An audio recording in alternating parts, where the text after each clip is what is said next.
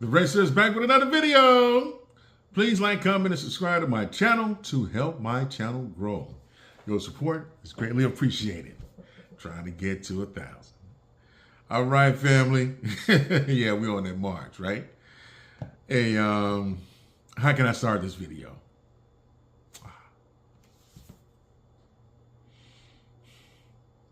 Damn.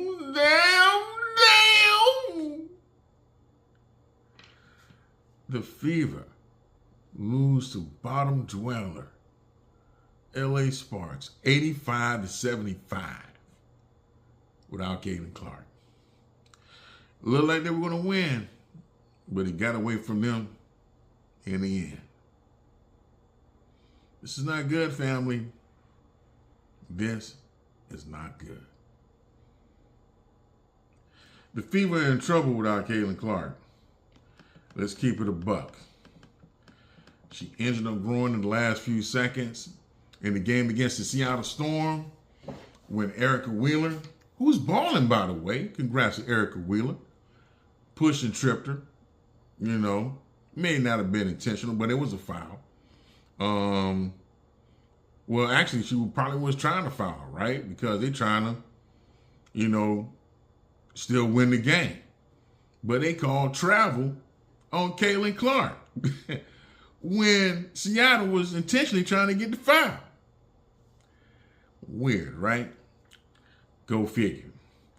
Now, some fans, they're pointing at Stephanie White, saying that, you know, she shouldn't have been in the game at that point. It was only a few seconds left, and they were up by 8. I saw T-Mac, you know, go on a flurry, you know, with just a few seconds left to go in the game to pull out a victory. So I can understand why she, you know, wanted to put Caitlin back in the game, because at that point, Seattle hadn't really given up at that time. So if they don't give up, you don't give up. So I understand why, and it's better to have Caitlin on the court because she's a threat. You know, as far as the other team is concerned, than not having her on the court, right? So I get it. Injuries can happen. Injuries do happen, and you know, if that injury didn't happen against the Storm, it could have happened against the Sparks tonight, or it could have happened against, you know, the Wings, right? So, regardless, I'm not going to blame Stephanie for it. Just not, okay? Now, when it comes to groin strains, anybody can strain a groin. Athletes, especially like in basketball, football, when you're doing a lot of stopping and twisting and changing directions and turning, you know, you can strain your groin. Legends like Steph Curry and LeBron James, they have groin injuries, and, you know, they went from looking like Hall of Famers to looking very mid, you know. Actually, Steph Curry looked like he was trash. Right? He went from Hall of Famer to trash with a groin injury. Right? What makes Steph special was his shot and his ability to, you know, to do certain things. And when you don't have your groin, you can't play like how you played, you know, when it's healthy. Right? LeBron James, you know, he looked from being like, you know, for being on the Mount Rushmore of basketball players to looking like, you know, a pretty good player. I ain't gonna say he looked like he was mid, but he couldn't play defense, you know, and I mean, he still did all right because of, you know, he's a specimen, but even him realized that, hey, you know, in order for me to be the best that I could be for my team, you know, because in order for his teams to be good, he has to be great. You know, he can't just be good or just be above average. He has to be great for his teams to be good because he takes up all the salary cap. So they need for him to be 100% in order for them to even have a chance, because they don't have enough money in the cap to get a whole bunch of good players. So he got to be great. But that's besides the point. You know, LeBron James, you know, Steph Curry, you know, even the greats, you know, that injury can knock them down a peg or two. And, you know, it's a little different from other injuries. Like if you twist your ankle, I mean, your ankle can get better. It can tape it up. And, you know, basketball players, they got those elastic ankles, right? So they can, you know, play with ankle, you know, depending on the severity of the ankle sprain, they can still play on it, right, and be effective. They can play with, you know, broken fingers and different things like that.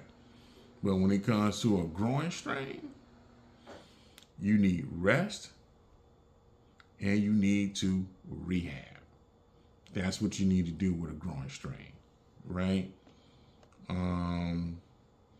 Now, according to the Cleveland Clinic, right, and I looked this up, you know, for a grade 1 groin strain, they could take 2 to 3 weeks. For a grade 2, it could take 1 to 2 months.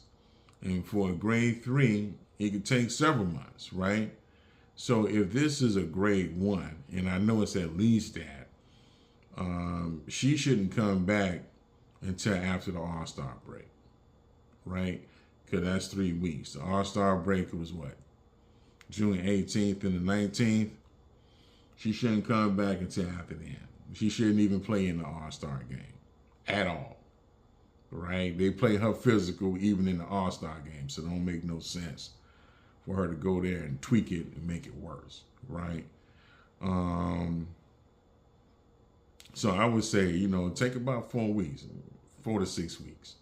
You know, come back sometime, you know, during the first week, you know, August 7th, 8th, somewhere around that, August 10th.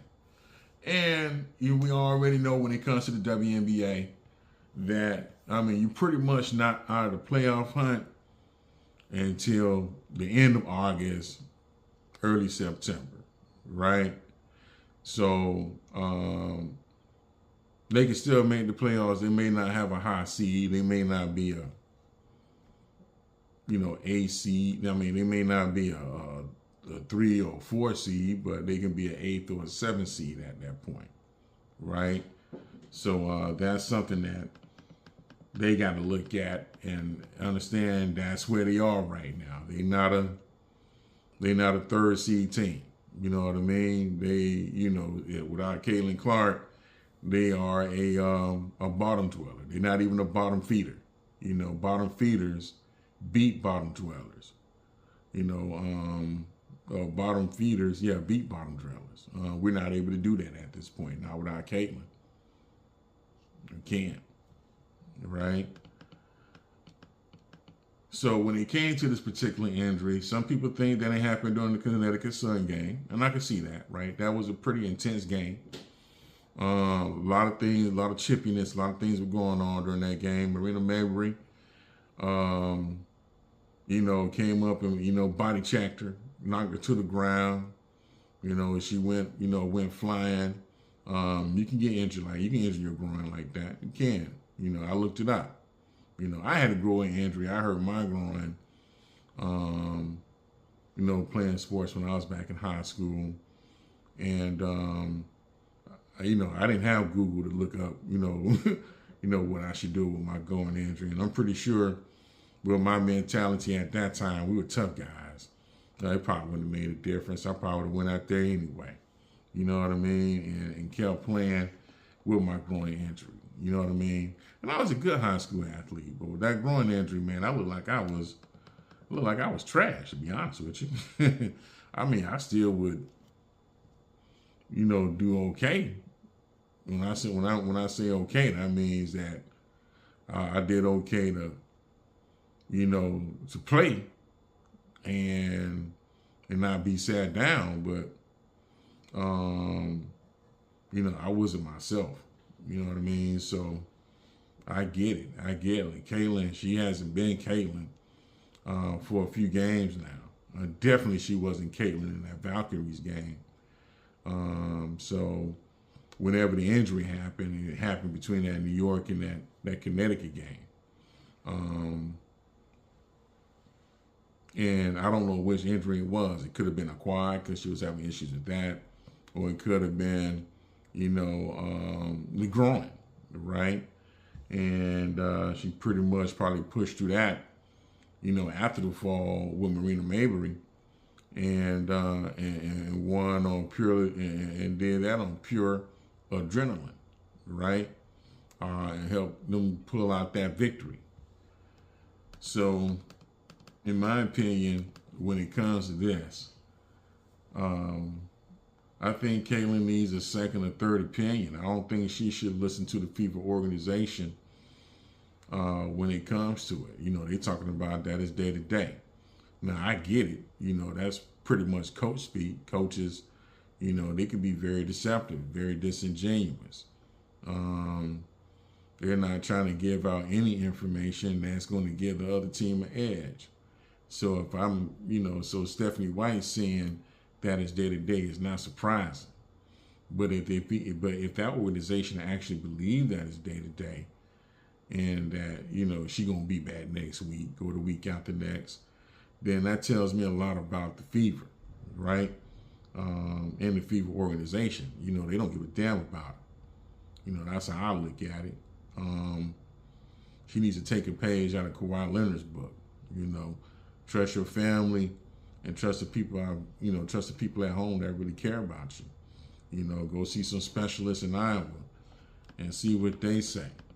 She got money, she can do that, right? Because at this point, her playing, even though at 75%, 77, and that's where she's at right now. She's about 70, 75%. Even at 75%, she's still a top 5 point guard. Still top 5. But she needs to, she needs to do what she need to do. Make sure she get herself right, get herself healthy for the playoff push in August. These next few games, hopefully, the Fever can stay close to 500, or maybe be out of, or maybe be a 2 or 3, 4 games, 5 games at the most from 500 when she come back in August, right?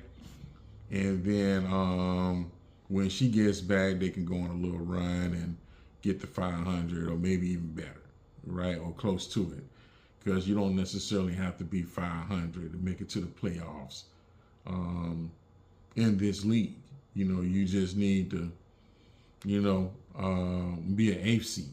And being an 8th seed, sometimes you can do that, with, 14, 15, 16 wins. And then once they get into the playoffs, no telling what may happen. All right. So let's take a look at this here. Oh, yeah, I want to talk about Dewanna Bonner, the quitter. And I understand why she quit, to be honest with you. She was, let's keep it a buck. She was trash when she was here. She was,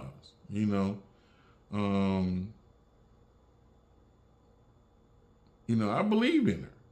If you've seen a couple of my videos, I was very high on Dewanna Bonner.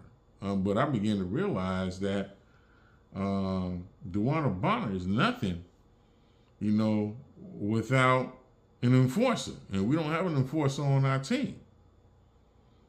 Right? Because she get pushed around and she get fouled and hacked.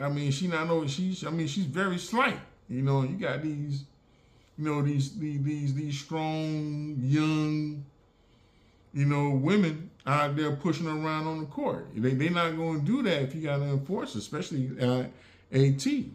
That's why she want to get back to Phoenix. She want to get to Phoenix, be with her old lady because she got protection. Ain't nobody going to be fouling her and throwing her to the ground. Right? Because if she Because if they do that, AT gonna make them pay. So I understand. I understand. I mean, really, she want to be able to play and play in peace, right? But she can't do that unless she has an enforcer, right? And plus, they had sat her down because, the white girl thing, Lexi Hall, she was benched. I mean, it wasn't a good fit for her. I mean, truly it wasn't. I mean, but she was trash. And we were just a couple of weeks away from, calling her out anyway, if not a couple of games. So she saw it coming and she understood that it was coming. So, she made a move, and I'm pretty sure it wasn't easy for her. I'm pretty sure she knew that she was going to be looked at that way and that the fan base, and she was going to get some backlash. But she had to do what was best for her. And what's best for her really is to be with AT. You know what I mean? Because without AT, she trash. She is. Little girls push her around, did all kinds. I mean, I couldn't believe what I was looking at. You know what I mean? And she wasn't even getting no calls while she was here. Fever players don't get calls when Caitlin is there. They got calls tonight. They got 28 free throws. I was surprised. I was like, whoa. The Fever got 28 free throws. And they still lost by 10. So anyway, she's 40. So it's only downhill from here for her. She's not going to get any better. You know what I mean? When she get to Phoenix, if they do pick her up, cut somebody, pick her up. She gonna be able to play her game because she got AT. And if you don't understand that, if you can't understand, and but AT is an old lady. You see what I'm saying? So she probably miss her old lady too. You know what I mean? She a woman and she got needs, and her lady not with her. They not with each other. So AT is more that masculine energy. You know what I mean? So she need that. I mean, it is what it is. You know what I'm saying? Dewanna. I'm not. I can't say I'm gonna miss her, but I wish her the best. You know what I mean? I wish her the best. God bless Dewanna. God bless AT and their family. And, terms long run, I think this is probably the best thing for the Fever organization. Sometimes what I don't understand is, why didn't the Fever get anything for her? You know what I mean? Phoenix would have to give me something. Draft picks and some young players. Even if you didn't want to give me none of your main players, give me one of them young players you got. Give me that first round pick you drafted. Give me a couple of those, and give me a couple of first round picks. Give me something. I just can't just let you have them. But that's the W. That's how the W operate. They don't operate like the W. They don't operate like the NBA. They don't operate like the NFL or other leagues where players demand trades or this here and that there where they play hardball with them. They don't play hardball in the W. They let these young ladies or they let these ladies do what they want. That's just how it goes. But anyway, family, I hope you enjoyed my video. I said what I said and I stand on it. Prayers for Caitlin. One love.